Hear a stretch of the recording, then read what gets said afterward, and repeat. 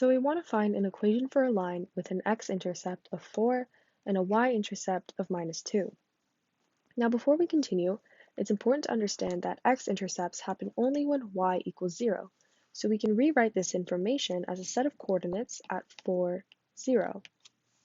And for y-intercepts, we know that they happen only when x equals 0. So we can rewrite this information as 0 minus 2.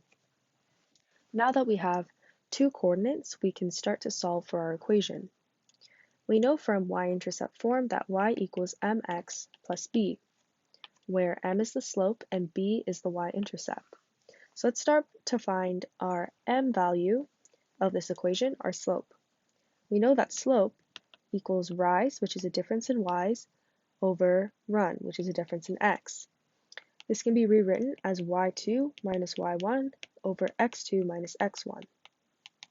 Let's use our y-intercept as our y2 and x2, and our x-intercept as y1 and x1.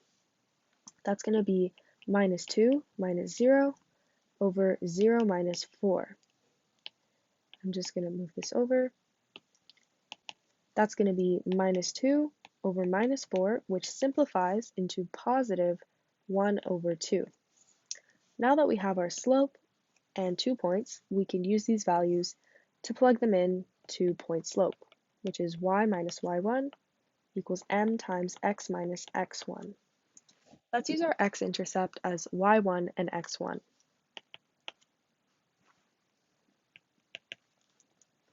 One over 2 is our slope.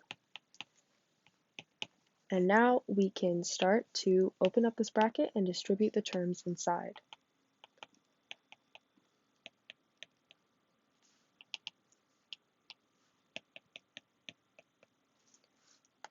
Four over 2 simplifies into 2,